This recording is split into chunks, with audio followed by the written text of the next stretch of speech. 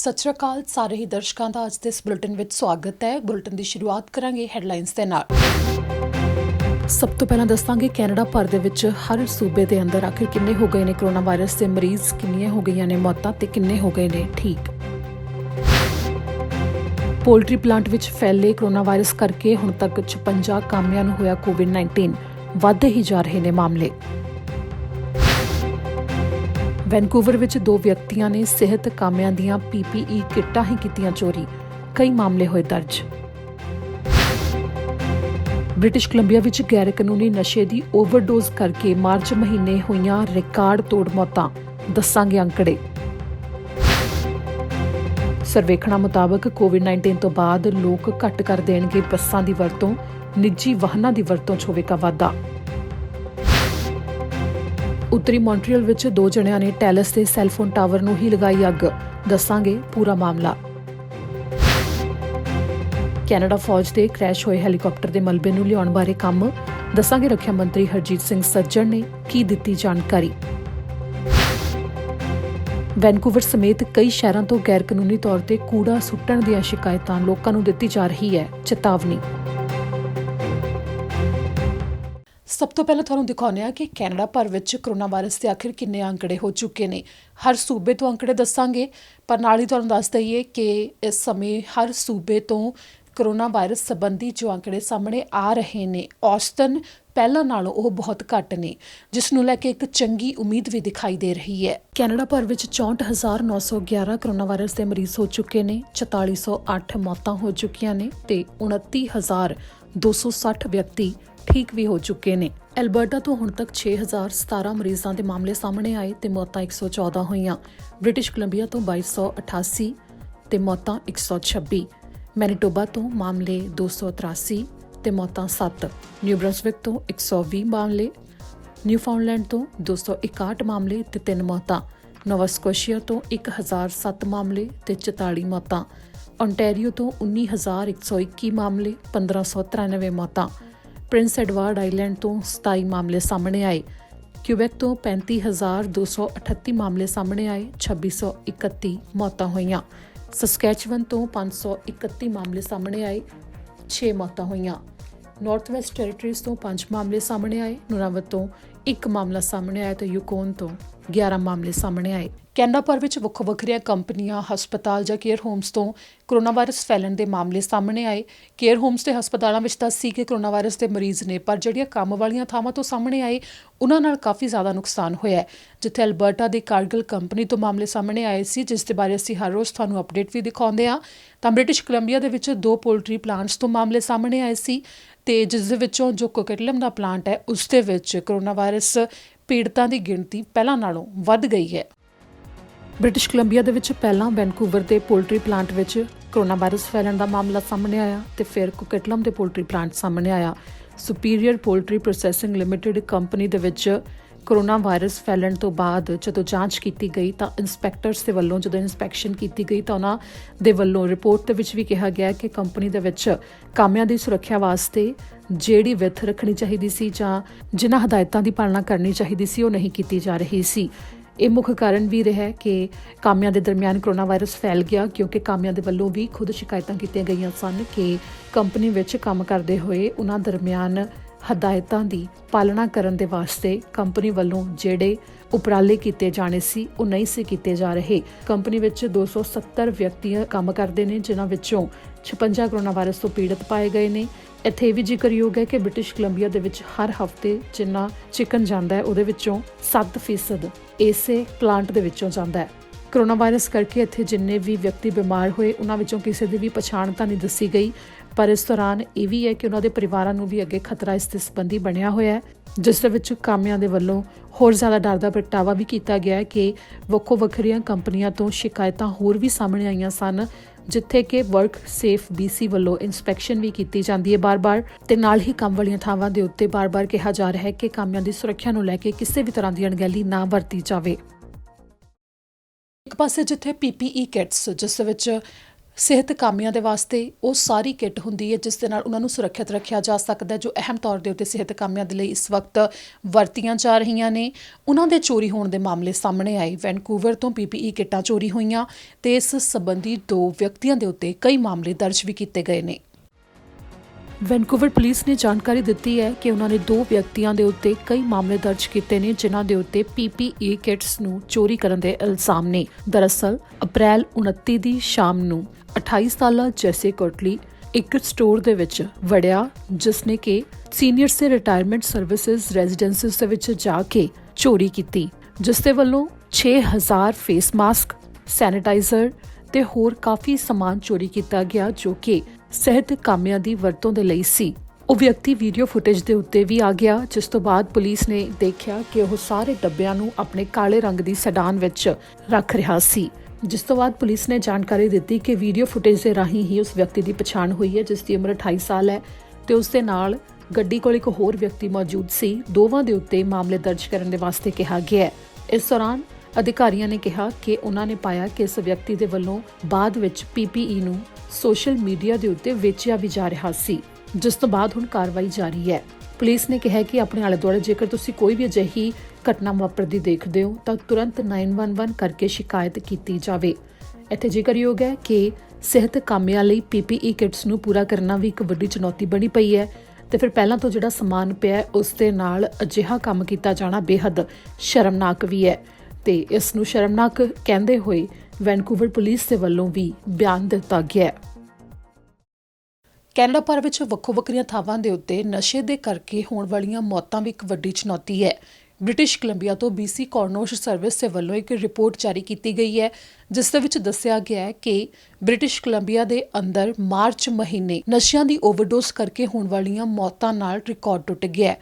100 ਤੋਂ ਵੱਧ ਮੌਤਾਂ ਦੇ ਮਾਮਲੇ ਸਾਹਮਣੇ ਆਏ ਨੇ ਬ੍ਰਿਟਿਸ਼ ਕੋਲੰਬੀਆ ਦੇ ਵਿੱਚੋਂ ਸਿਰਫ ਇੱਕ ਮਹੀਨੇ ਦੇ ਅੰਦਰ, ਜਿੱਥੇ ਗੈਰ ਕਾਨੂੰਨੀ ਤਰੀਕੇ ਦੇ ਨਾਲ ਜਿਹੜਾ ਨਸ਼ਾ ਸਟਰੀਟਸ ਦੇ ਉੱਤੇ ਵੇਚਿਆ ਜਾਂਦਾ ਹੈ ਉਸ ਨਸ਼ੇ ਨੂੰ ਲੈਣ ਕਰਕੇ ਓਵਰਡੋਜ਼ ਹੋਣ ਕਰਕੇ ਵਿਅਕਤੀਆਂ ਦੀ ਮੌਤ ਹੋਈ। ਮਾਰਚ 2020 ਦੇ ਵਿੱਚ ਹੀ 113 ਵਿਅਕਤੀਆਂ ਦੇ ਅਜਿਹੀ ਮੌਤ ਦੇ ਮੂੰਹ ਦੇ ਵਿੱਚ ਜਾਣ ਦੇ ਮਾਮਲੇ ਸਾਹਮਣੇ ਆਏ ਨੇ ਤੇ ਇਹ ਅੰਕੜੇ BC ਕੋਰਨਰ ਸਰਵਿਸ ਦੇ ਵੱਲੋਂ ਜਾਰੀ ਕੀਤੇ ਗਏ ਨੇ, ਜਿਸ ਦੇ ਵਿੱਚ ਉਹਨਾਂ ਨੇ ਇਹ ਵੀ ਕਿਹਾ ਕਿ 2020 ਦੇ ਵਿੱਚ ਇਹ ਅਜਿਹਾ ਪਹਿਲਾ ਮਹੀਨਾ ਸਾਹਮਣੇ ਆਇਆ ਜਿਸ ਦੇ ਵਿੱਚ 100 ਤੋਂ ਵੱਧ ਓਵਰਡੋਜ਼ ਕਰਕੇ ਮੌਤਾਂ ਹੋਈਆਂ ਹੋਣ। ਨਸ਼ਿਆਂ ਦੇ ਕਰਕੇ ਓਵਰਡੋਜ਼ ਹੋਣ ਦੇ ਮਾਮਲੇ ਇਸ ਸਮੇਂ ਕਾਫੀ ਜ਼ਿਆਦਾ ਵੱਡੀ ਚੁਣੌਤੀ ਵੀ ਬਣੇ ਹੋਏ ਨੇ। ਜਿੱਥੇ ਅਜਿਹੇ ਮਾਮਲੇ ਸਭ ਤੋਂ ਜ਼ਿਆਦਾ ਸਾਹਮਣੇ ਆਉਂਦੇ ਨੇ ਉੱਥੇ ਅਧਿਕਾਰੀਆਂ ਦੇ ਵੱਲੋਂ ਧਿਆਨ ਵੀ ਰੱਖਿਆ ਜਾਂਦਾ ਹੈ ਕਿ ਜੇਕਰ ਕੋਈ ਓਵਰਡੋਜ਼ ਕਰਦਾ ਹੈ ਤਾਂ ਨਾਲ ਦੀ ਨਾਲ ਨਲੈਕਸੋਨ ਜਾਂ ਫਿਰ ਹੋਰ ਤਰੀਕੇ ਦੇ ਨਾਲ ਉਸ ਨੂੰ ਬਚਾਇਆ ਜਾ ਸਕੇ। ਫਰਵਰੀ ਮਹੀਨੇ ਨਾਲੋਂ ਮਾਰਚ ਮਹੀਨੇ ਵਿੱਚ ਇਹ ਗਿਣਤੀ 61% ਤੱਕ ਵਧੀ ਹੈ ਤੇ ਇਹ ਅੰਕੜੇ ਕੋਰਨਰ ਸਰਵਿਸ ਨੇ ਜਾਰੀ ਕੀਤੇ ਨੇ। ਇਸ ਦੇ ਨਾਲ ਹੀ ਅਗਲੀ ਖਬਰ ਹੈ ਇੱਕ ਸਰਵੇਖਣ ਨਾਲ ਸੰਬੰਧਿਤ। ਦਰਅਸਲ ਕੈਨੇਡਾ ਵਿੱਚ ਐਪਲ ਦੇ ਵੱਲੋਂ ਆਪਣਾ ਜੋ ਮੈਪ ਦੀ ਐਪਲੀਕੇਸ਼ਨ ਹੈ ਉਸ ਦੇ ਤਹਿਤ ਅੰਕੜੇ ਦਿੱਤੇ ਗਏ ਨੇ ਕਿ ਪਹਿਲਾਂ ਨਾਲੋਂ 80% ਤੋਂ ਜ਼ਿਆਦਾ ਲੋਕ ਟ੍ਰਾਂਜ਼ਿਟ ਦਾ ਸਫ਼ਰ ਕਰਨ ਵਾਸਤੇ ਮੈਪ ਦੀ ਵਰਤੋਂ ਕਰਨੀ ਬੰਦ ਕਰ ਚੁੱਕੇ ਨੇ। ਇਹ ਤਾਂ ਹੈ ਕੋਈ ਕੋਵਿਡ-19 ਦੇ ਕਰਕੇ, ਕਿਉਂਕਿ ਕੋਵਿਡ-19 ਦੇ ਕਰਕੇ ਹਾਲਾਤ ਹੀ ਇਹੋ ਜਿਹੇ ਬਣ ਗਏ ਸੀ ਕਿ 80% ਤੋਂ ਜ਼ਿਆਦਾ ਤਾਂ ਲੋਕਾਂ ਦੇ ਵੱਲੋਂ ਪਬਲਿਕ ਟਰਾਂਸਪੋਰਟ ਦੇ ਉੱਤੇ ਸਫ਼ਰ ਕਰਨਾ ਵੀ ਬੰਦ ਕਰ ਦਿੱਤਾ ਗਿਆ। ਪਰ ਇੱਥੇ ਇਹ ਖਾਸ ਜ਼ਿਕਰਯੋਗ ਹੈ ਕਿ ਮਾਹਰਾਂ ਦੇ ਵੱਲੋਂ ਕਿਹਾ ਜਾ ਰਿਹਾ ਹੈ ਕਿ ਜਿਹੜੇ ਦੇਸ਼ਾਂ ਦੇ ਵਿੱਚ ਕਰੋਨਾ ਵਾਇਰਸ ਤੋਂ ਬਾਅਦ ਲੋਕਡਾਊਨ ਖੁੱਲ੍ਹ ਵੀ ਰਿਹਾ ਉੱਥੇ ਤੋਂ ਵੀ ਅੰਕੜੇ ਸਾਹਮਣੇ ਆ ਰਹੇ ਨੇ ਕਿ ਲੋਕਾਂ ਦੇ ਵੱਲੋਂ ਹੁਣ ਜ਼ਿਆਦਾ ਆਪਣੇ ਨਿੱਜੀ ਵਾਹਨਾਂ ਦੀ ਵਰਤੋਂ ਕੀਤੀ ਜਾ ਰਹੀ ਹੈ। ਕਾਰਾਂ ਦੀ ਗਿਣਤੀ ਜ਼ਿਆਦਾ ਹੋਵੇਗੀ ਜਦੋਂ ਕੋਵਿਡ-19 ਖਤਮ ਵੀ ਹੋ ਜਾਂਦਾ ਹੈ, ਕਿਉਂਕਿ ਪਬਲਿਕ ਥਾਵਾਂ ਦੇ ਉੱਤੇ ਜਾਣ ਤੋਂ ਲੋਕਾਂ ਦਾ ਭਰੋਸਾ ਹਿੱਲ ਗਿਆ ਹੈ, ਜਿਸ ਦੇ ਵਿੱਚ ਉਹ ਜ਼ਿਆਦਾ ਭਰੋਸਾ ਨਹੀਂ ਕਰ ਪਾਉਂਦੇ ਕਿ ਇਹੋ ਜਿਹੇ ਪਬਲਿਕ ਟਰਾਂਸਪੋਰਟ ਦੀ ਵਰਤੋਂ ਕਰਨਗੇ ਜਾਂ ਫਿਰ ਪਬਲਿਕ ਥਾਂ ਦੇ ਉੱਤੇ ਜਾਣਗੇ ਕਿ ਉਹ ਸੁਰੱਖਿਅਤ ਰਹਿਣਗੇ ਜਾਂ ਨਹੀਂ। ਤੇ ਇਹੋ ਵੱਡਾ ਕਾਰਨ ਹੈ ਕਿ ਹੋ ਸਕਦਾ ਹੈ ਕਿ ਆਉਣ ਵਾਲੇ ਸਮੇਂ ਵਿੱਚ ਪਬਲਿਕ ਟਰਾਂਸਪੋਰਟ ਦੀ ਵਰਤੋਂ ਜੋ ਹੁਣ ਤੱਕ ਕਾਫੀ ਜ਼ਿਆਦਾ ਹੋ ਵੀ ਰਹੀ ਸੀ ਉਸ ਦੀ ਵਰਤੋਂ ਘੱਟ ਜਾਵੇ, ਕਿਉਂਕਿ ਲੋਕਾਂ ਦਾ ਭਰੋਸਾ ਹਿੱਲਣ ਦੇ ਸੰਬੰਧੀ ਕਈ ਰਿਪੋਰਟਸ ਤਾਂ ਸਾਹਮਣੇ ਆਈਆਂ ਹੀ ਨੇ। ਵੱਖੋ ਵੱਖਰੇ ਸਰਵੇਖਣ ਵੀ ਇਸ ਨੂੰ ਲੈ ਕੇ ਕੀਤੇ ਜਾ ਰਹੇ ਨੇ, ਜਿਸ ਦੇ ਨਤੀਜਿਆਂ ਵਜੋਂ ਇਹ ਦੇਖਿਆ ਜਾ ਰਿਹਾ ਹੈ ਕਿ ਲੋਕ ਪਬਲਿਕ ਥਾਵਾਂ ਦੇ ਉੱਤੇ ਜਾਣ ਤੋਂ ਥੋੜਾ ਡਰ ਮਹਿਸੂਸ ਕਰਨਗੇ। ਅਗਲੀ ਖਬਰ ਹੈ ਕਿ ਉੱਤਰੀ ਮੌਂਟਰੀਅਲ ਤੋਂ ਤਾਜ਼ਾ ਮਾਮਲੇ ਸਾਹਮਣੇ ਆਏ ਸੀ ਜਦੋਂ 2 ਸੈੱਲਫੋਨ ਟਾਵਰਸ ਨੂੰ ਅੱਗ ਲਗਾਈ ਗਈ, ਪਰ ਹੁਣ ਤੱਕ ਕਈ ਸੈੱਲਫੋਨ ਟਾਵਰਸ ਨੂੰ ਕਿਊਬੈਕ ਦੇ ਵਿੱਚ ਅੱਗ ਲਗਾਉਣ ਦੇ ਮਾਮਲੇ ਸਾਹਮਣੇ ਆ ਚੁੱਕੇ ਨੇ ਤੇ ਇਸ ਦੇ ਵਿੱਚ ਪੁਲਿਸ ਨੇ 2 ਗ੍ਰਿਫਤਾਰੀਆਂ ਵੀ ਹੁਣ ਕਰ ਲਈਆਂ ਨੇ। ਕਿਊਬੈਕ ਪ੍ਰੋਵਿੰਸ਼ੀਅਲ ਪੁਲਿਸ ਨੇ ਇੱਕ ਵਿਅਕਤੀ ਸਮੇਤ ਇੱਕ ਔਰਤ ਨੂੰ ਗ੍ਰਿਫਤਾਰ ਕੀਤਾ ਹੈ। ਦੋਨਾਂ ਦੀ ਉਮਰ 20 ਸਾਲ ਦੇ ਕਰੀਬ ਹੈ, ਜਿਨ੍ਹਾਂ ਦੇ ਉੱਤੇ ਟੈਲੀਕਮਿਊਨੀਕੇਸ਼ਨ ਟਾਵਰਸ ਨੂੰ ਅੱਗ ਲਗਾਉਣ ਦੇ ਇਲਜ਼ਾਮ ਲੱਗੇ ਨੇ। ਸੂਬੇ ਵਿੱਚ ਵੱਖੋ ਵੱਖਰੀਆਂ ਥਾਵਾਂ ਦੇ ਉੱਤੇ 7 ਸੈੱਲਫੋਨ ਟਾਵਰਸ ਨੂੰ ਅੱਗ ਲਗਾਏ ਜਾਣ ਦੇ ਮਾਮਲੇ ਸਾਹਮਣੇ ਆਏ, ਜਿਸ ਦੇ ਵਿੱਚ ਜ਼ਿਆਦਾਤਰ ਮਾਮਲੇ ਉੱਤਰੀ ਮੌਂਟਰੀਅਲ ਤੋਂ ਸਾਹਮਣੇ ਆਏ ਸੀ ਤੇ ਮਈ 1 ਤੋਂ ਇਹ ਮਾਮਲੇ ਸਾਹਮਣੇ ਆ ਰਹੇ ਸਨ ਜਦੋਂ ਸੈੱਲਫੋਨ ਟਾਵਰਸ ਨੂੰ ਅੱਗ ਲਗਾਈ ਜਾ ਰਹੀ ਸੀ। ਤੇ ਫਿਰ ਜਦੋਂ ਤਾਜ਼ਾ 2 ਮਾਮਲੇ ਸਾਹਮਣੇ ਆਏ, ਜਦੋਂ ਅੱਧੀ ਰਾਤ ਨੂੰ ਟਾਵਰਸ ਨੂੰ ਅੱਗ ਲਗਾਉਣ ਦੇ ਸੰਬੰਧੀ ਪੁਲਿਸ ਨੂੰ ਸ਼ਿਕਾਇਤ ਮਿਲੀ ਤੇ ਫਾਇਰ ਫਾਈਟਰ ਮੌਕੇ ਤੇ ਪਹੁੰਚੇ ਤਾਂ ਪੁਲਿਸ ਨੇ ਨਾਲ ਹੀ ਜਾਂਚ ਸ਼ੁਰੂ ਕਰ ਦਿੱਤੀ ਤਾਂ ਤੁਰੰਤ ਰਾਤ ਦੇ ਸਮੇਂ ਹੀ ਦੋਵਾਂ ਨੂੰ ਗ੍ਰਿਫਤਾਰ ਕਰ ਲਿਆ ਗਿਆ। ਮੰਗਲਵਾਰ ਤੇ ਬੁੱਧਵਾਰ ਨੂੰ 2 ਵੱਖੋ ਵੱਖਰੇ ਟਾਵਰਸ ਨੂੰ ਅੱਗ ਲਗਾਈ ਗਈ ਸੀ, ਜਿਸ ਦੇ ਵਿੱਚ ਦੱਸਿਆ ਗਿਆ ਕਿ ਕਰੀਬ $2 ਲੱਖ ਦਾ ਨੁਕਸਾਨ ਹੋਇਆ। ਸੋਮਵਾਰ ਦੇ ਦਿਨ ਵੀ 2 ਟਾਵਰਸ ਨੂੰ ਅੱਗ ਲਗਾਈ ਗਈ ਸੀ, ਜਿਸ ਦੇ ਵਿੱਚ $1 ਮਿਲੀਅਨ ਦਾ ਨੁਕਸਾਨ ਹੋਣ ਦਾ ਅੰਦਾਜ਼ਾ ਲਾਇਆ ਗਿਆ। ਇੰਗਲੈਂਡ ਤੋਂ ਵੀ ਸੈੱਲਫੋਨ ਟਾਵਰਸ ਨੂੰ ਅੱਗ ਲਗਾਉਣ ਦੇ ਮਾਮਲੇ ਸਾਹਮਣੇ ਆਏ ਸੀ, ਜਿੱਥੇ ਤਕਰੀਬਨ 50 ਦੇ ਕਰੀਬ ਟਾਵਰਸ ਨੂੰ ਅੱਗ ਲਗਾਉਣ ਦੇ ਜਾਂ ਫਿਰ ਖਰਾਬ ਕਰਨ ਦੇ ਮਾਮਲੇ ਸਾਹਮਣੇ ਆਏ ਸੀ। ਦਰਅਸਲ 5G ਟੈਕਨੋਲੋਜੀ ਨੂੰ ਲੈ ਕੇ ਜੋ ਲੋਕਾਂ ਦੇ ਮਨਾਂ ਦੇ ਵਿੱਚ ਇੱਕ ਛਵੀ ਬਣ ਰਹੀ ਹੈ ਕਿ 5G ਟੈਕਨੋਲੋਜੀ ਹੈ ਜਿਹੜੀ ਉਹ ਬੇहद ਖਤਰਨਾਕ ਹੈ, ਤਾਂ ਉਸ ਨੂੰ ਦੇਖਦੇ ਹੋਏ ਮੰਨਿਆ ਜਾ ਰਿਹਾ ਹੈ ਕਿ ਕੁਝ ਗਰੁੱਪ ਨੇ ਜਿਨ੍ਹਾਂ ਦੇ ਵੱਲੋਂ ਮਿਲ ਕੇ ਅਜਿਹੇ ਟਾਵਰਸ ਨੂੰ ਖਰਾਬ ਕਰਨ ਜਾਂ ਉਹਨਾਂ ਨੂੰ ਖਤਮ ਕਰਨ ਜਾਂ ਅੱਗ ਲਗਾਉਣ ਦੀ ਕੋਸ਼ਿਸ਼ ਹੈ ਉਹ ਕੀਤੀ ਜਾ ਰਹੀ ਹੈ। ਜਿਹੜੇ ਇਸ ਸਮੇਂ ਟਾਵਰਸ ਨੂੰ ਅੱਗ ਲਗਾਉਣ ਦੇ ਮਾਮਲੇ ਸਾਹਮਣੇ ਆਏ, ਉਸ ਦੇ ਬਾਰੇ ਪ੍ਰਧਾਨ ਮੰਤਰੀ ਜਸਟਿਨ ਟਰੂਡੋ ਨੇ ਵੀ ਖੁਦ ਟਵੀਟ ਕਰਕੇ ਲਿਖਿਆ ਕਿ ਇਸ ਦੇ ਨਾਲ ਸਿਰਫ ਫਾਇਰ ਫਾਈਟਰਸ ਨੂੰ ਤੇ ਪੁਲਿਸ ਅਧਿਕਾਰੀਆਂ ਨੂੰ ਤੇ ਆਲੇ ਦੁਆਲੇ ਜਿਹੜੇ ਵਿਅਕਤੀ ਨੇ ਉਹਨਾਂ ਨੂੰ ਖਤਰਾ ਪੈਦਾ ਹੁੰਦਾ ਹੈ ਤੇ ਇਸ ਦੇ ਵਿੱਚ ਹੋਰ ਤੇ ਅਜਿਹੀਆਂ ਚੀਜ਼ਾਂ ਬਰਦਾਸ਼ਤ ਨਹੀਂ ਕੀਤੀਆਂ ਜਾਣਗੀਆਂ। ਪ੍ਰਧਾਨ ਮੰਤਰੀ ਜਸਟਿਨ ਟਰੂਡੋ ਨੇ ਵੀ ਇਸ ਦੇ ਬਾਰੇ ਖੁਦ ਟਵੀਟ ਕੀਤਾ। ਗ੍ਰੀਸ ਕੋਲ ਜੋ ਕੈਨੇਡੀਅਨ ਫੌਜ ਦਾ ਜਹਾਜ਼ ਇੱਕ ਸਾਈਕਲੋਨ ਦੇ ਕਰਕੇ ਜੋ ਤੂਫਾਨ ਸੀ ਉਸ ਦੇ ਕਰਕੇ ਕ੍ਰੈਸ਼ ਹੋ ਗਿਆ, ਉਸ ਤੋਂ ਬਾਅਦ ਜੋ ਜਾਨੀ ਨੁਕਸਾਨ ਵੀ ਹੋਇਆ ਉਸ ਦੇ ਉੱਤੇ ਦੇਸ਼ ਭਰ ਦੇ ਵਿੱਚ ਉਹਨਾਂ ਫੌਜੀ ਜਵਾਨਾਂ ਨੂੰ ਸ਼ਰਧਾਂਜਲੀ ਭੇਟ ਕੀਤੀ ਜਾ ਰਹੀ ਹੈ। ਕੱਲ੍ਹ ਉਹਨਾਂ ਨੂੰ ਸ਼ਰਧਾਂਜਲੀ ਭੇਟ ਕੀਤੀ ਗਈ ਤਾਂ ਇਸ ਦੇ ਬਾਰੇ ਅੱਜ ਹਰਜੀਤ ਸਿੰਘ ਸੱਜਣ ਜੋ ਕਿ ਰੱਖਿਆ ਮੰਤਰੀ ਨੇ, ਉਹਨਾਂ ਦਾ ਬਿਆਨ ਸਾਹਮਣੇ ਆਇਆ ਕਿ ਜੋ ਸਮੁੰਦਰ ਦੇ ਵਿੱਚ ਜਹਾਜ਼ ਡਿੱਗਿਆ ਉਸ ਜਹਾਜ਼ ਦੇ ਮਲਬੇ ਨੂੰ ਵਾਪਸ ਲਿਆਉਣ ਦੇ ਵਾਸਤੇ ਕੰਮ ਕੀਤਾ ਜਾਵੇਗਾ। ਇੱਥੇ ਜ਼ਿਕਰਯੋਗ ਹੈ ਜਦੋਂ ਕਿਸੇ ਦੇਸ਼ ਦੀ ਫੌਜ ਦਾ ਜਹਾਜ਼ ਜਿਹੜਾ ਹੁੰਦਾ ਹੈ ਉਹ ਕਿਤੇ ਵੀ ਕ੍ਰੈਸ਼ ਹੋ ਜਾਵੇ ਤਾਂ ਉਸ ਦਾ ਮਲਬਾ ਜਿਹੜਾ ਉਸ ਦੇਸ਼ ਦੇ ਵੱਲੋਂ ਵਾਪਸ ਲਿਆਇਆ ਜਾਂਦਾ ਹੈ, ਕਿਉਂਕਿ ਉਸ ਦੇ ਵਿੱਚ ਕਾਫੀ ਜ਼ਿਆਦਾ ਜਾਣਕਾਰੀ ਵੀ ਮੌਜੂਦ ਹੁੰਦੀ ਹੈ, ਟੈਕਨੋਲੋਜੀ ਨੂੰ ਲੈ ਕੇ ਹੋਵੇ ਉਹ ਜਾਂ ਫਿਰ ਦੇਸ਼ ਦੀ ਕੋਈ ਹੋਰ ਜਾਣਕਾਰੀ ਹੋਵੇ। ਤਾਂ ਇਸੇ ਨੂੰ ਲੈ ਕੇ ਕਿਹਾ ਜਾ ਰਿਹਾ ਹੈ ਕਿ ਜਿਹੜੀ ਇਸ ਦੇ ਉੱਤੇ ਹੋਰ ਜਾਂਚ ਹੈ ਉਹ ਹਜੇ ਵੀ ਚੱਲ ਰਹੀ ਹੈ ਤੇ ਕੈਨੇਡੀਅਨ ਫੌਜ ਦੇ ਵੱਲੋਂ ਇਸ ਦੇ ਉੱਤੇ ਖਾਸ ਜਾਣਕਾਰੀ ਦਿੱਤੀ ਗਈ ਹੈ ਕਿ ਜਦੋਂ ਤੱਕ ਇਸ ਦੇ ਉੱਤੇ ਜਾਂਚ ਪੂਰੀ ਨਹੀਂ ਹੋ ਜਾਂਦੀ ਉਹ ਥੋੜ੍ਹੀ ਜਾਣਕਾਰੀ ਵੀ ਇਸ ਦੇ ਉੱਤੇ ਨਹੀਂ ਦੇਣਗੇ। ਉਹਨਾਂ ਨੇ ਕਿਹਾ ਕਿ ਜਦੋਂ ਤੱਕ ਇਸ ਕ੍ਰੈਸ਼ ਦੇ ਬਾਰੇ ਸਾਰੀ ਜਾਣਕਾਰੀ ਉਹਨਾਂ ਦੇ ਕੋਲ ਮੌਜੂਦ ਹੋਵੇਗੀ, ਜਾਂਚ ਪੂਰੀ ਹੋ ਜਾਵੇਗੀ, ਤਾਂ ਹੀ ਹੁਣ ਕੋਈ ਜਾਣਕਾਰੀ ਇਸ ਦੇ ਉੱਤੇ ਹੋਰ ਦਿੱਤੀ ਜਾਵੇਗੀ। ਵੱਖੋ ਵੱਖਰੇ ਸੂਬੇ ਤੇ ਵੱਖੋ ਵੱਖਰੇ ਸ਼ਹਿਰਾਂ ਦੇ ਵਿੱਚ ਗੈਰ ਕਾਨੂੰਨੀ ਤਰੀਕੇ ਨਾਲ ਕੂੜਾ ਸੁੱਟਣ ਦੇ ਮਾਮਲੇ ਵੀ ਵੱਡੀ ਚੁਣੌਤੀ ਬਣੇ ਰਹਿੰਦੇ ਨੇ ਤੇ ਕੁਝ ਇਸੇ ਤਰ੍ਹਾਂ ਦਾ ਮਾਮਲਾ ਵੈਨਕੂਵਰ ਤੋਂ ਵੀ ਸਾਹਮਣੇ ਆਇਆ, ਜਿੱਥੇ ਵੈਨਕੂਵਰ ਸਿਟੀ ਦੇ ਇੱਕ ਕਾਉਂਸਲਰ ਨੇ ਤਸਵੀਰਾਂ ਸਾਂਝੀਆਂ ਕੀਤੀਆਂ ਪਾਰਕ ਦੇ ਇੱਕ ਖੁੰਝੇ ਦੀਆਂ, ਜਿਸ ਦੇ ਵਿੱਚ ਗੈਰ ਕਾਨੂੰਨੀ ਤਰੀਕੇ ਨਾਲ ਕੂੜਾ ਸੁੱਟਿਆ ਗਿਆ ਸੀ ਤੇ ਤੁਹਾਨੂੰ ਦਿਖਾਉਂਦੇ ਹਾਂ ਉਹ ਤਸਵੀਰਾਂ ਵੀ ਤੇ ਨਾਲ ਹੀ ਦੱਸਦੇ ਹਾਂ ਕਿ ਆਖਿਰ ਕੀ ਚੇਤਾਵਨੀ ਵੀ ਦਿੱਤੀ ਗਈ ਹੈ। ਸਿਟੀ ਆਫ ਵੈਨਕੂਵਰ ਵਿੱਚ ਪਾਰਕਾਂ ਦੇ ਅੰਦਰ ਕੂੜਾ ਸੁੱਟਣ ਦੇ ਮਾਮਲੇ ਕਾਫੀ ਗਿਣਤੀ ਦੇ ਵਿੱਚ ਸਾਹਮਣੇ ਆ ਰਹੇ ਨੇ। ਇਹ ਸਿਰਫ ਵੈਨਕੂਵਰ ਦਾ ਮੁੱਦਾ ਨਹੀਂ ਹੈ, ਬ੍ਰਿਟਿਸ਼ ਕੋਲੰਬੀਆ ਵਿੱਚ ਕਈ ਥਾਵਾਂ ਦੇ ਉੱਤੇ ਪਾਰਕਾਂ ਦੇ ਖੁੰਝਿਆਂ ਵਿੱਚ ਕੂੜਾ ਸੁੱਟਣ ਦੇ ਮਾਮਲੇ ਸਾਹਮਣੇ ਆਏ ਨੇ। ਪਰ ਵੈਨਕੂਵਰ ਤੋਂ ਇਹ ਮਾਮਲਾ ਜ਼ਿਆਦਾ ਸਾਹਮਣੇ ਤਾਂ ਕਰਕੇ ਆਇਆ ਕਿਉਂਕਿ ਸਿਟੀ ਦੇ ਇੱਕ ਕਾਉਂਸਲਰ ਨੇ ਇਸ ਦੀਆਂ ਤਸਵੀਰਾਂ ਸਾਂਝੀਆਂ ਕਰ ਦਿੱਤੀਆਂ ਸੋਸ਼ਲ ਮੀਡੀਆ ਦੇ ਉੱਤੇ, ਜਿਸ ਸੰਬੰਧੀ ਸ਼ਿਕਾਇਤਾਂ ਵੀ ਕੀਤੀਆਂ ਜਾ ਰਹੀਆਂ ਨੇ ਤੇ ਲੋਕਾਂ ਨੂੰ ਵੀ ਕਿਹਾ ਜਾ ਰਿਹਾ ਹੈ ਕਿ ਅਜਿਹੇ ਕੰਮ ਨਾ ਕੀਤੇ ਜਾਣ ਜੋ ਸਾਡੇ ਆਲੇ ਦੁਆਲੇ ਨੂੰ ਖਰਾਬ ਕਰਦੇ ਨੇ ਤੇ ਬਿਮਾਰੀਆਂ ਪੈਦਾ ਕਰਦੇ ਨੇ। ਇਸ ਦੇ ਵਾਸਤੇ ਜੇਕਰ ਕੋਈ ਗੈਰ ਕਾਨੂੰਨੀ ਢੰਗ ਨਾਲ ਕੂੜਾ ਸੁੱਟਦਾ ਪਾਇਆ ਜਾਂਦਾ ਹੈ ਤਾਂ ਉਸ ਨੂੰ $500 ਤੱਕ ਦਾ ਫਾਈਨ ਲੱਗਦਾ ਹੈ ਤੇ ਨਾਲ ਹੀ ਜੇਕਰ ਉਸ ਦੇ ਉੱਤੇ ਕੇਸ ਪੈ ਜਾਂਦਾ ਤਾਂ ਅਦਾਲਤ ਵਿੱਚ $10,000 ਤੱਕ ਉਸ ਨੂੰ ਦੇਣੇ ਪੈ ਸਕਦੇ ਨੇ। ਤੇ ਇਸ ਸੰਬੰਧੀ ਬਾਰ-ਬਾਰ ਸਾਰਿਆਂ ਨੂੰ ਜਾਗਰੂਕ ਕੀਤਾ ਜਾ ਰਿਹਾ ਹੈ ਕਿ ਜਿੱਥੇ ਇੱਕ ਪਾਸੇ ਹੁਣ ਜ਼ਿਆਦਾ ਲੋਕ ਘਰਾਂ ਤੋਂ ਬਾਹਰ ਨਹੀਂ ਨਿਕਲ ਰਹੇ ਤਾਂ ਘਰਾਂ ਦੀ ਸਫਾਈ ਵੀ ਲੋਕ ਜ਼ਿਆਦਾ ਕਰ ਰਹੇ ਨੇ। ਘਰਾਂ ਦੇ ਵਿੱਚ ਰਹਿੰਦੇ ਹੋਏ ਫालतू ਸਮਾਨ ਨੂੰ ਉਹ ਗੈਰ ਕਾਨੂੰਨੀ ਤਰੀਕੇ ਨਾਲ ਅਜਿਹੀਆਂ ਥਾਵਾਂ ਦੇ ਉੱਤੇ ਸੁੱਟ ਰਹੇ ਨੇ ਜਿੱਥੇ ਬਿਲਕੁਲ ਵੀ ਇਸ ਦੀ ਇਜਾਜ਼ਤ ਨਹੀਂ ਹੈ। ਇਸ ਦੇ ਵਾਸਤੇ ਸਿਟੀਜ਼ ਦੇ ਵੱਲੋਂ ਵੱਖੋ ਵੱਖਰੇ ਪੱਧਰ ਦੇ ਉੱਤੇ ਲੋਕਾਂ ਨੂੰ ਜਾਗਰੂਕ ਕਰਨ ਦੇ ਲਈ ਵੱਖੋ ਵੱਖਰੀਆਂ ਮੁਹਿੰਮਾਂ ਵੀ ਚਲਾਈਆਂ ਜਾਂਦੀਆਂ ਨੇ, ਪਰ ਫਿਰ ਵੀ ਲੋਕਾਂ ਦੇ ਵੱਲੋਂ ਗੈਰ ਕਾਨੂੰਨੀ ਢੰਗ ਨਾਲ ਕੂੜਾ ਸੁੱਟਣ ਦੇ ਮਾਮਲੇ ਲਗਾਤਾਰ ਸਾਹਮਣੇ ਆਉਂਦੇ ਜਾਂਦੇ ਨੇ।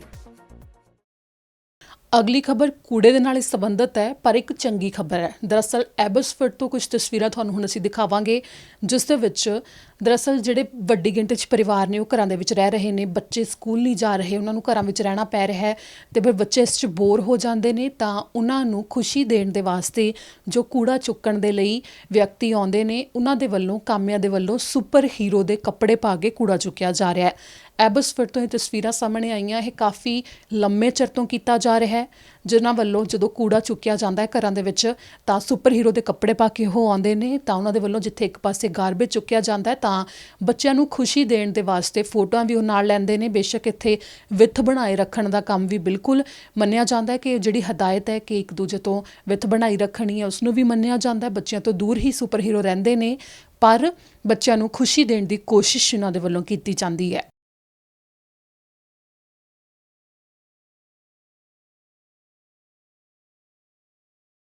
ਅਗਲੀ ਖਬਰ ਪ੍ਰਧਾਨ ਮੰਤਰੀ ਜਸਟਿਨ ਟਰੂਡੋ ਦੇ ਵੱਲੋਂ ਅੱਜ ਜੋ ਐਲਾਨ ਕੀਤਾ ਗਿਆ ਉਸ ਦੇ ਬਾਰੇ ਪ੍ਰਧਾਨ ਮੰਤਰੀ ਨੇ ਅੱਜ ਜਾਣਕਾਰੀ ਦਿੱਤੀ ਸੀ ਕਿ ਉਹਨਾਂ ਨੇ ਪ੍ਰੋਵਿੰਸ਼ੀਅਲ ਸਰਕਾਰਾਂ ਤੇ ਨਾਲ ਟੈਰੀਟਰੀਜ਼ ਦੇ ਨਾਲ ਇੱਕ ਸਮਝੌਤਾ ਕਰ ਲਿਆ, ਜਿਸ ਦੇ ਵਿੱਚ $4 ਬਿਲੀਅਨ ਦਾ ਨਿਵੇਸ਼ ਕੀਤਾ ਜਾਵੇਗਾ ਕਿ ਜਿਹੜੇ ਅਸੈਂਸ਼ੀਅਲ ਵਰਕਰ ਨੇ, ਫਰੰਟਲਾਈਨ ਵਰਕਰਸ ਨੇ ਜਾਂ ਕੇਅਰ ਹੋਮਸ ਦੇ ਵਿੱਚ ਕੰਮ ਕਰਦੇ ਨੇ, ਜਿਨ੍ਹਾਂ ਦੀ ਤਨਖਾਹ ਇੱਕ ਮਹੀਨੇ ਦੀ $2500 ਤੋਂ ਘੱਟ ਹੈ, ਉਹਨਾਂ ਨੂੰ ਤਨਖਾਹ ਦੇ ਵਿੱਚ ਵਾਧਾ ਦਿੱਤਾ ਜਾਵੇਗਾ। ਇੱਥੇ ਜ਼ਿਕਰਯੋਗ ਹੈ ਵੱਖੋ ਵੱਖਰੇ ਸੂਬੇ ਅਜਿਹਾ ਕਰਨ ਦੇ ਬਾਰੇ ਪਹਿਲਾਂ ਐਲਾਨ ਵੀ ਕਰ ਚੁੱਕੇ ਨੇ। ਕਿਊਬੈਕ ਦੇ ਵੱਲੋਂ ਪਹਿਲਾਂ ਐਲਾਨ ਕਰ ਦਿੱਤਾ ਗਿਆ ਸੀ, ਓਨਟਾਰੀਓ ਦੇ ਵਿੱਚ $4 ਤੱਕ ਤਨਖਾਹ ਵਧਾਉਣ ਦਾ ਐਲਾਨ ਕੀਤਾ ਗਿਆ ਸੀ, ਤੇ ਹੁਣ ਪ੍ਰਧਾਨ ਮੰਤਰੀ ਜਸਟਿਨ ਟਰੂਡੋ ਦੇ ਵੱਲੋਂ ਜੋ ਐਲਾਨ ਕੀਤਾ ਗਿਆ ਉਸ ਦੇ ਵਿੱਚ ਇਹ ਵੀ ਹੈ ਕਿ $3 ਬਿਲੀਅਨ ਫੈਡਰਲ ਸਰਕਾਰ ਵੱਲੋਂ ਦਿੱਤਾ ਜਾਵੇਗਾ ਤੇ $1 ਬਿਲੀਅਨ ਪ੍ਰੋਵਿੰਸ਼ੀਅਲ ਸਰਕਾਰਾਂ ਆਪਣੇ ਵੱਲੋਂ ਇਸ ਦੇ ਵਿੱਚ ਸਹਿਯੋਗ ਦੇਣਗੀਆਂ।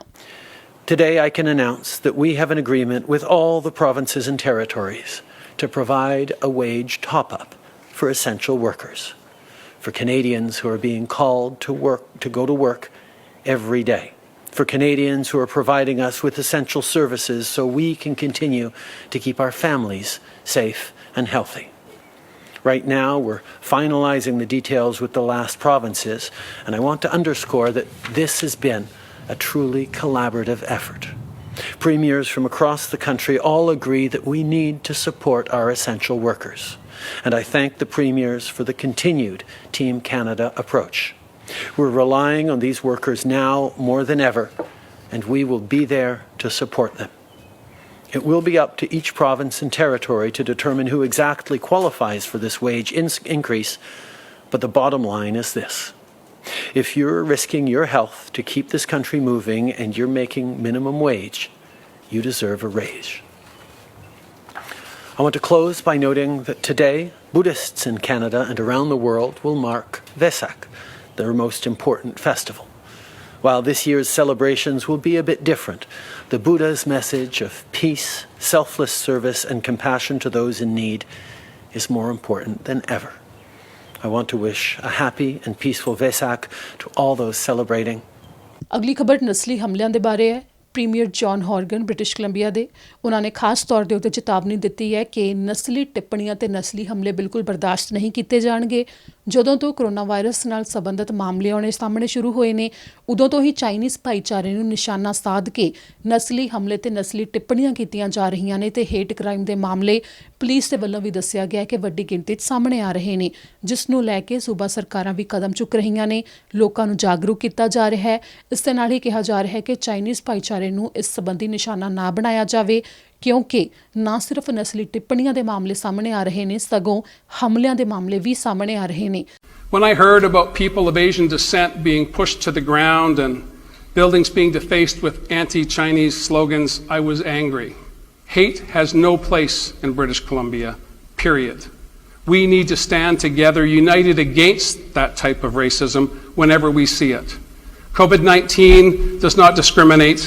British Columbians shouldn't discriminate either.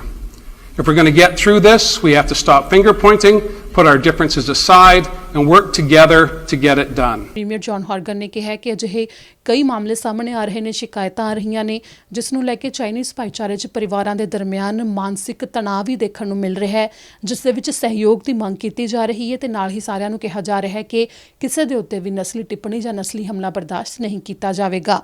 ਇਸ ਦੇ ਨਾਲ ਹੀ ਸੋਸ਼ਲ ਮੀਡੀਆ ਦੇ ਉੱਤੇ ਜੋ ਵੀਡੀਓਜ਼ ਪਾਈਆਂ ਜਾ ਰਹੀਆਂ ਨੇ ਚਾਈਨੀਜ਼ ਭਾਈਚਾਰੇ ਨੂੰ ਨਿਸ਼ਾਨਾ ਸਾਧ ਕੇ ਮਜ਼ਾਕ ਬਣਾਉਂਦੀਆਂ ਵੀਡੀਓਜ਼ ਨੇ, ਉਹਨਾਂ ਦੇ ਉੱਤੇ ਵੀ ਸਖਤ ਕਾਰਵਾਈ ਹੋ ਸਕਦੀ ਹੈ। ਇਸ ਦੇ ਉੱਤੇ ਕ੍ਰਿਮੀਨਲ ਚਾਰਜ ਵੀ ਲੱਗ ਸਕਦੇ ਨੇ, ਜੇਲ੍ਹ ਵੀ ਜਾਣਾ ਪੈ ਸਕਦਾ ਤੇ ਮੋਟਾ ਜੁਰਮਾਨਾ ਵੀ ਹੋ ਸਕਦਾ ਹੈ। ਇਸ ਨਾਲ ਹੀ ਅਗਲੀ ਖਬਰ ਵਿਕਟੋਰੀਆ ਤੋਂ ਹੈ। ਵਿਕਟੋਰੀਆ ਤੋਂ ਇੱਕ ਪਰਿਵਾਰ ਗੱਡੀ ਦੇ ਵਿੱਚ ਜਾ ਰਿਹਾ ਸੀ ਤਾਂ ਇੱਕ ਤੀਰ ਦੇ ਨਾਲ ਉਹਨਾਂ ਦੇ ਉੱਤੇ ਹਮਲਾ ਕੀਤਾ ਗਿਆ। ਤੁਹਾਨੂੰ ਦਿਖਾਉਂਦੇ ਹਾਂ ਕੀ ਹੈ ਪੂਰਾ ਮਾਮਲਾ। ਵਿਕਟੋਰੀਆ ਵਿੱਚ ਇੱਕ ਪਰਿਵਾਰ ਆਪਣੀ ਗੱਡੀ 'ਚ ਜਾ ਰਿਹਾ ਸੀ ਤਾਂ ਗੱਡੀ ਦੇ ਉੱਤੇ ਇੱਕ ਲੋਹੇ ਦਾ ਤੀਰ ਮਾਰਿਆ ਗਿਆ ਕਿਸੇ ਵੱਲੋਂ। ਇਸ ਦੌਰਾਨ ਬ੍ਰਾਇਨ ਐਂਡ ਕਾਈਲ ਵਿੰਟਰ ਆਪਣੇ 2 ਬੱਚਿਆਂ ਸਮੇਤ, ਜਿਨ੍ਹਾਂ ਵਿੱਚੋਂ ਇੱਕ ਦੀ ਉਮਰ ਸਿਰਫ 3 ਹਫ਼ਤੇ ਜਿਸ ਦਾ ਨਾਮ ਥੀਓ ਹੈ ਤੇ ਇੱਕ ਦੀ ਉਮਰ 3.5 ਸਾਲ ਜਿਸ ਦਾ ਨਾਮ ਕੁਇਨ ਹੈ। ਇਹ ਪਰਿਵਾਰ SUV ਗੱਡੀ ਦੇ ਵਿੱਚ ਜਾ ਰਿਹਾ ਸੀ ਤਾਂ ਇਹਨਾਂ ਨੂੰ ਰਸਤੇ ਵਿੱਚ ਇੱਕ ਖੜਕਾ ਵੀ ਸੁਣਾਈ ਦਿੱਤਾ, ਜਿਸ ਤੋਂ ਬਾਅਦ ਪਰਿਵਾਰ ਨੂੰ ਇਸ ਤਰ੍ਹਾਂ ਲੱਗਿਆ ਕਿ ਗੱਡੀ ਦੇ ਨਾਲ ਕੋਈ ਪੱਥਰ ਆ ਕੇ ਵੱਜਿਆ। ਪਰ ਜਦੋਂ ਘਰ ਆ ਕੇ ਉਹ ਰੁਕੇ ਤੇ ਬਾਹਰ ਨਿਕਲੇ ਤਾਂ ਦੇਖਿਆ ਗੱਡੀ ਦੇ ਡਰਾਈਵਰ ਵਾਲੇ ਪਾਸੇ ਇੱਕ ਤੀਰ ਲੱਗਿਆ ਹੋਇਆ ਸੀ ਜੋ ਕਿ ਲੋਹੇ ਦਾ ਸੀ, ਜਿਸ ਤੋਂ ਬਾਅਦ ਤੁਰੰਤ ਉਹਨਾਂ ਨੇ ਪੁਲਿਸ ਨੂੰ ਬੁਲਾਇਆ। 10 ਇੰਚ ਦਾ ਇਹ ਤੀਰ ਸੀ ਤੇ ਪੁਲਿਸ ਨੇ ਜਦੋਂ ਜਾਂਚ ਸ਼ੁਰੂ ਕੀਤੀ ਤਾਂ ਉਹਨਾਂ ਨੂੰ ਪਤਾ ਲੱਗਿਆ ਕਿ ਹੋਟਲ ਵਿੱਚ ਜਾਰਜ ਰੋਡ ਦੇ ਉੱਤੇ ਇੱਕ ਵਿਅਕਤੀ ਮੌਜੂਦ ਸੀ ਜਿਸ ਦੇ ਵੱਲੋਂ ਇਸ ਤੀਰ ਨੂੰ ਚਲਾਇਆ ਗਿਆ। ਪੁਲਿਸ ਨੇ ਤੁਰੰਤ ਉਸ ਵਿਅਕਤੀ ਨੂੰ ਗ੍ਰਿਫਤਾਰ ਕਰ ਲਿਆ ਤੇ ਉਸ ਦੇ ਉੱਤੇ ਕਈ ਮਾਮਲੇ ਦਰਜ ਕੀਤੇ ਗਏ ਨੇ। ਇਸ ਦੇ ਨਾਲ ਹੀ ਅੱਜ ਦੇ ਇਸ ਬੁਲੇਟਿਨ ਵਿੱਚ ਇੰਨਾ ਹੀ। ਮੈਨੂੰ ਦਿਓ ਇਜਾਜ਼ਤ। ਸਤਿ ਸ਼੍ਰੀ ਅਕਾਲ।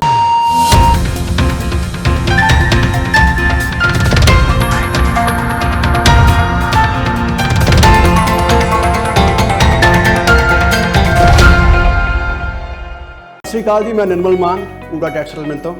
ਇਹ ਤੁਸੀਂ ਵੀਡੀਓ ਦੇਖ ਰਹੇ ਸੀ TV ਪੰਜਾਬ ਦੇ ਉੱਤੇ। ਇਹੋ ਜਿਹੇ ਹੋਰ ਜਾਣਕਾਰੀ ਭਰਪੂਰ ਵੀਡੀਓ ਦੇਖਣ ਵਾਸਤੇ TV ਪੰਜਾਬ ਦੇ ਚੈਨਲ ਨੂੰ ਸਬਸਕ੍ਰਾਈਬ ਕਰੋ ਤੇ ਨਾਲ ਹੇਠ ਦਿੱਤੇ ਹੋਏ ਬੈਲ ਆਈਕਨ ਦੇ ਬਟਨ ਦਬਾਓ। ਸਤਿ ਸ਼੍ਰੀ ਅਕਾਲ।